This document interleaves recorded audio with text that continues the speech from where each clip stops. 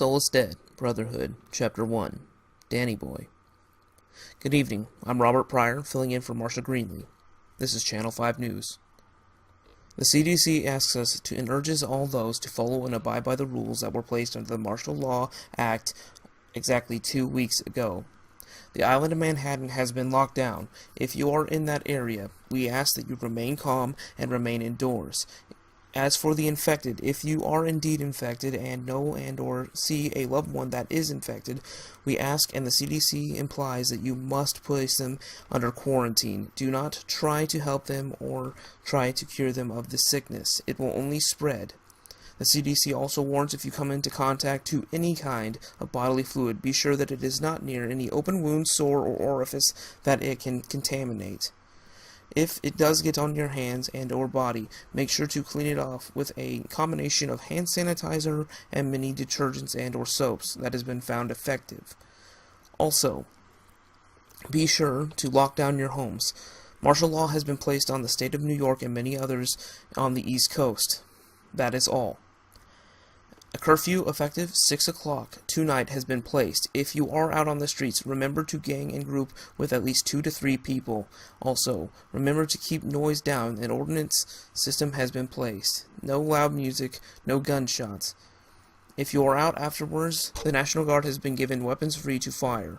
So, in your best interest, stay indoors or get into a building where you can wait out until the morning.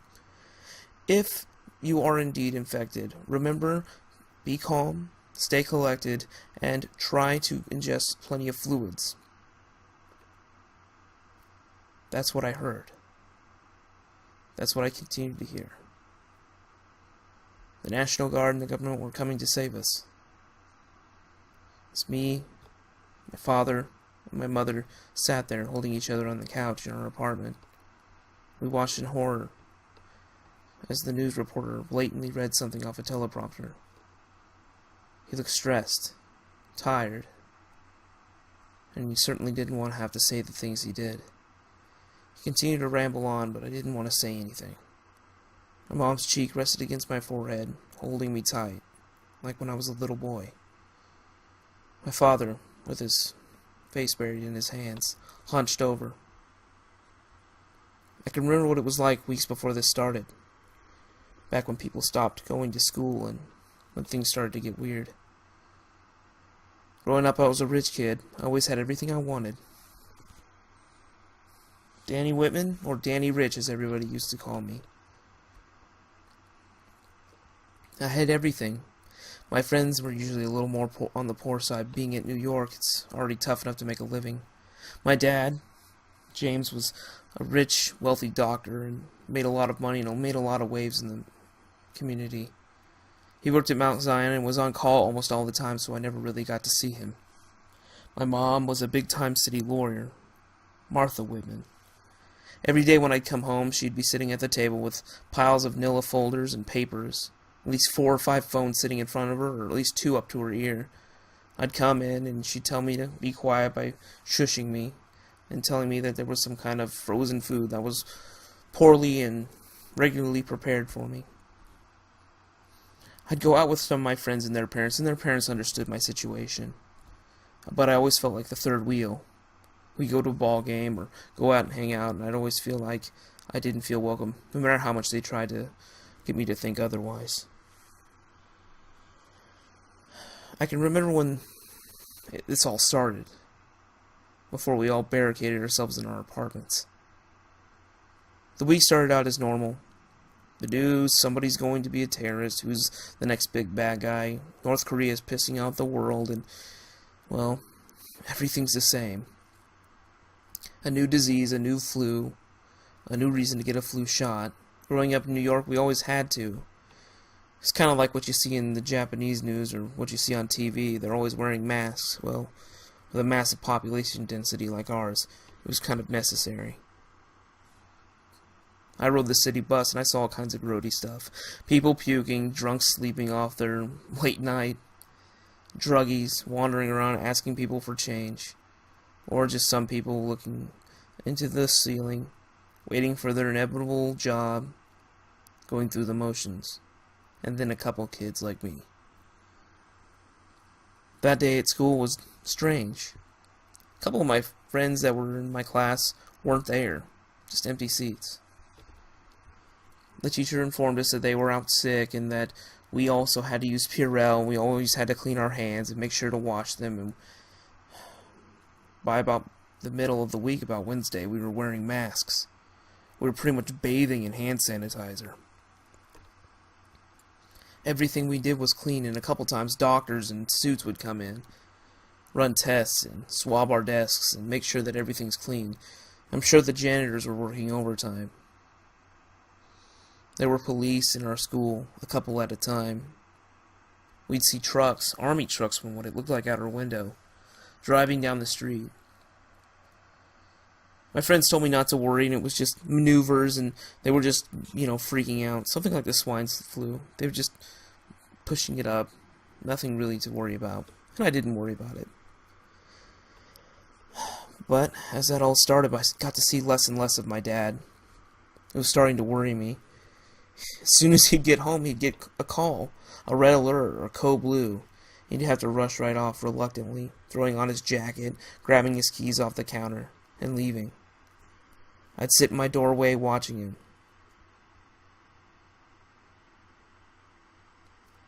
I worried about him. The next day was Thursday. I came into my class and there was only about 4 of us out of a class of 24. I looked around and there was almost no one there. We were all sitting in our usual seats, scattered about, and our teacher came in. She put her purse on the desk and looked around, placing her mask over her face. Her eyes squinted in disbelief, seeing less and less of her class not there. She asked a few of us what happened or where are they at. They all sick too? She got worried, sat down in her chair, folded her hands. She looked around, not sure what to do. She had a lesson plan, I'm sure, like always. She looked over and grabbed one of the TVs and turned on the news.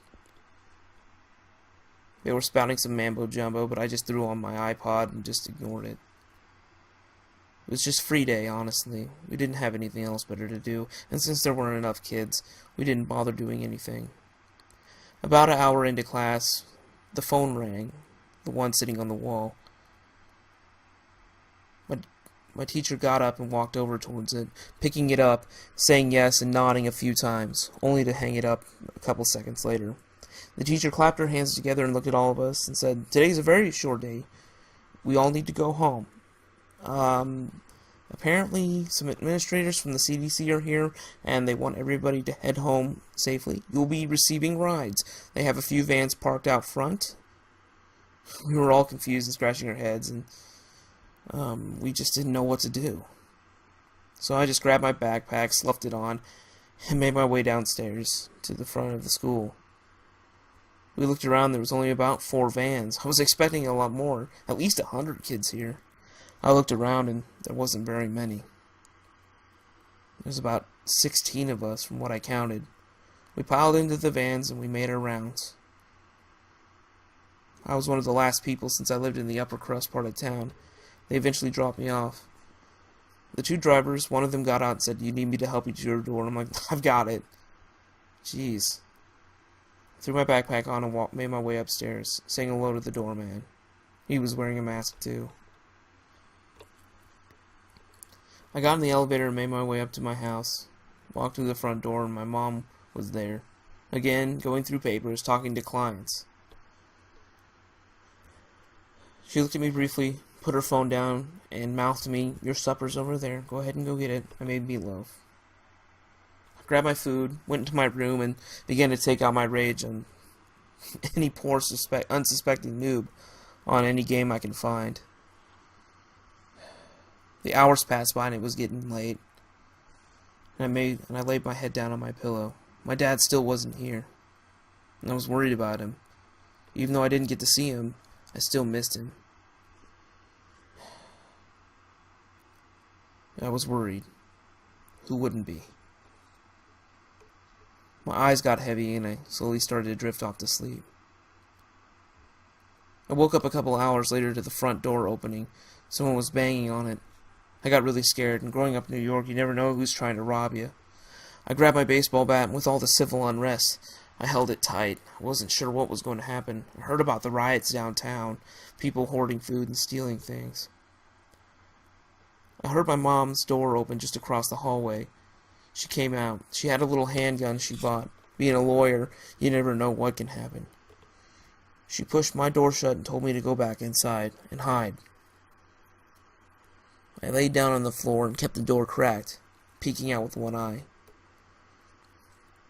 My mom went up to the door and looked out the peephole. She began to unlock the door frantically. My dad came through. He was mumbling and talking to her, and she was so happy to see him. She hugged him and kissed him. She helped him take off the coat, and he was carrying bags of food, what appeared to be. She turned on the front room light, and I came in there. Dad, holding the ball bat. I looked at him. I gave him a once-over, and I could see in horror. There was blood all over his coat. He was covered in some nastiness. He looked gaunt and tired, his eyes sunk, bags under his eyes. He looked like he just saw a ghost. He sat down in the front room chair. We all sat around him. What's happening? He looked around after a brief moment, grabbed the remote and flicked on the TV to Channel 5. He walked his way over to the couch and slumped down into it. We followed close behind. I sat in the middle. Dad, what's happening? He said, just watch. Things have been getting worse out there. Apparently this disease had been mutating and killing people. But that's just the thing, they didn't stay down. Things didn't stay the way they were supposed to be. Airports were being shut down. A state of emergency was being placed. The president was talking, rambling about how he wanted things to be fixed too. Trying to relate to us even though he's probably in a bunker 9 miles below the ground. My dad looked up. He told us as he lowered the volume on the TV we had. We need to leave. But the man just said, he said we need to leave as he interrupted me. Where to? My mom said. My dad ran his fingers through his hair, clearing the sweat from his forehead. He said, Martha, I don't know. Jim, what's going on? As she put her hand on his shoulder. The CDC has been in our hospital for the last 2 days. That's why I've been gone. I'm telling you, Martha, we gave that disease everything we could. There was an older gentleman and a kid. We gave them as much as we could, all the medicine we had. We tried hitting it with everything, Martha, honest to God. My mom said, you don't have to explain yourself. No, I do. He cleared his throat, trying to clearly choke back tears. There's so many of them, Martha. We can't help any of them. Nothing works. Nothing. I mean, the CDC people showed up 2 days after all this stuff started happening. They caught on to it. We couldn't help them. They just died. They convulsed. Their eyes would bleed. Their ears would bleed. Massive hemorrhaging. This blood. He stands up promptly. Dad, you're scaring us. I gotta get out of this, he said. He ran to the back. We could hear him immediately turn on the shower in my parents' room.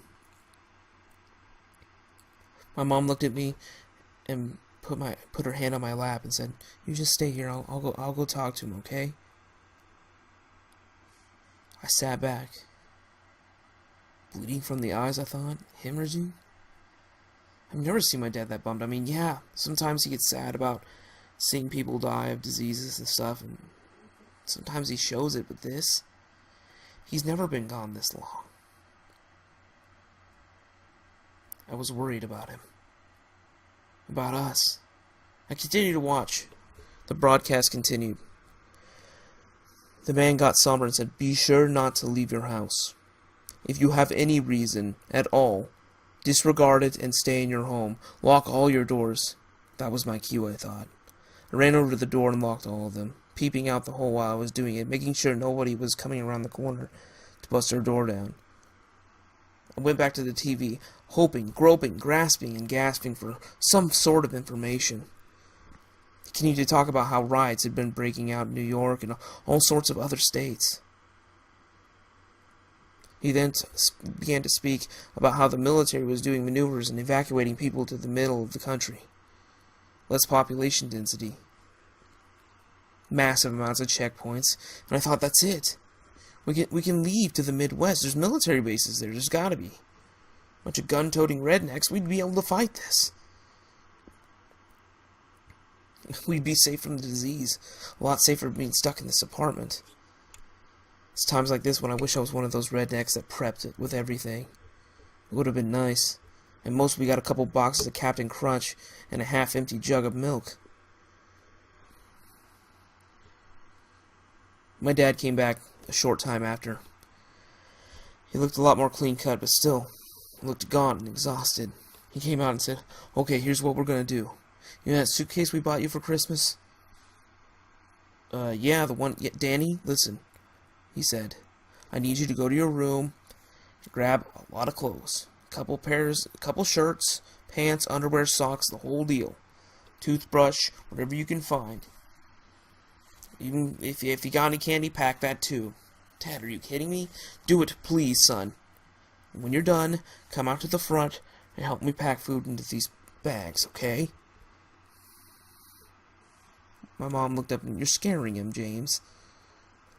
"Honey, we need to get out of here," he said. He continued to mumble and talk to her, and she's like, "Okay, fine." My mom shooed me off to my room, and I went into my room. I'm not gonna lie, I was a little pissed off. This is the most time me and my family have ever spent in one spot together, other than those forced vacations we used to have, where they just dropped me off at my grandma's in Albany. I threw some stuff together and walked out there. I only spent about a minute doing it. My dad looked back over me and said, "Is that it?" He goes over to the bag and opens it. "That's not enough. Go back in there now." "Are you kidding me, Dad? What's wrong? What's going on?" He said, "Go in there now," as he gritted his teeth.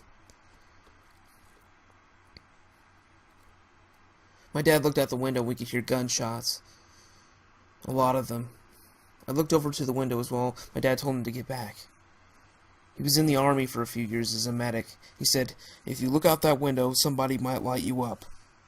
We don't want to alert them of our position," as he started to turn off the lights. He turned on a couple lamps so that we'd have a little bit. My mom was grabbing things in my room. She went over and helped me pack. Eventually, after about an hour of getting stuff together, we walked out to the front. My dad had nearly everything done. A couple backpacks full, and our wheelie bags that we had for whenever we went on vacation. My dad went over to the window and peeked again, looking down. We lived on the 3rd floor, so we weren't that far from the lobby. My dad parked his SUV, and my mom parked her car just a couple streets over at a big parking garage. "Do you think we could make it, Martha?" he said. My mom looked and shook her head. "I don't know. There were police out there. There was shooting. You have our guns, right?" Yeah. My dad went to his room and dug through the mattress underneath. He grabbed a couple magazines and what looked like a Glock.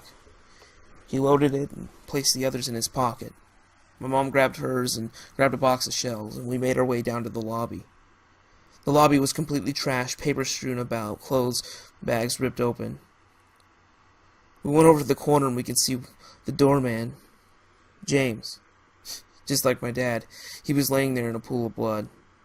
He wasn't moving. My dad pulled out a long knife. "Son, look away." He placed his knee on his back and he stuck the knife through the back of the head. "Jesus, Dad, what are you doing?" I said. That's James." "He's not James anymore. We have to be sure." My mom looked up. "What's going on? The news isn't going to tell you everything." "They're getting up, Martha. They're walking around. Scott, my colleague, he's dead now. They bit him. They go into convulsions after a little bit, sometimes quicker, and sometimes not at all. I don't know. Sometimes they do, but more often than not, they get back up, and they start biting people, Martha." "So it's like zombies," I said. "Whatever. Let's go. Grab your bags. We're going to run up this front door, okay? I'm going to count down from 5. You can keep your head down, son. It's not that far away, okay? 3, 2, 1. We burst through that door quickly, my dad pulling at his gun, me dragging my bag, and my mom grabbing my hands, pulling me. My dad looked around with his handgun. Let's go, we're clear. We made our way down to the parking garage. We could just barely see it. There was a burning car and a few people kicking a guy on the ground. A police officer ran over to us. His radio was unplugged. Why is your radio unplugged? I asked. He's like, buddy, you don't need to know. Where are you folks headed? You need to be inside. He's like, we're getting to the car. I'm a doctor. Oh, you're a doctor? The police officer replied. Yes. My dad thought of something. I could tell he was lying. I need to get back to my post. The CDC called. I'm on code blue. I'm bringing my family to a safe zone. Safe zone? Fine. Well, where are you parked? He's like, in the parking garage, just over there. We looked over. That should take a second. I looked over at the men that were looting through that guy's pockets, laying on the ground. Pool of blood. They were carrying pipes. They began to look over at us. They began heckling us, yelling, "What do you got in your pockets? What do you got?" The police officer said, "You people need to go. Get out of here now." They began to walk towards us. The officer raised his handgun and asked my dad, "Get down. We're going to put you down." They yelled over and over again. The men started to grab something out of their pockets. My father and the police officer fired at least 6 or 7 rounds into each one of their chests. They fell to the ground. I winced and I looked away as my mom held me. "You just smoked those guys," I said. "They're dead." "Don't worry about it," the officer said. "You people need to get the hell out of here now. There are a lot of people around here, and those things are walking around. If you put one in the head, that seems to put him down. Try to stay away from them, okay?" He began to wander down an alleyway between 2 buildings. It took off. We heard a couple gunshots, but that was about it. We made our way up to the 2nd floor in the parking garage. We got in our car. My dad popped it in reverse, and he hit a parked car. He spun tires, and we got the heck out of there. Driving and driving. We hit a few checkpoints, and military police came out with guns pointed right at us. I'd never been more frightened in my life. My dad showed papers and again told them the same lie, and they let him through. After about a couple hours, before we knew it, we were out of New York City. "Where are we going, Dad?" My dad was quiet for a minute. My mom said, "Jim, where are we going?" "The Midwest. There's a lot of safety supplies, there's a lot of things going on. If we head there, maybe we get a shot at surviving this, okay? A lot less population. But wouldn't a lot of people be doing that?" said my dad. "No, not in New York. We got through because I'm a doctor. That's about it. Other people, they're not letting anybody out. But if they catch and find out that we're lying, they're gonna kill us all. We need to keep moving. Keep your head away from the window, okay? Just stay low." That's what I kept saying to myself as I began to lay my head against the cool night glass. My eyes began to get heavy. "Just stay low," I mumbled to myself. "You get through this, Danny. You'll be okay. Everything's okay."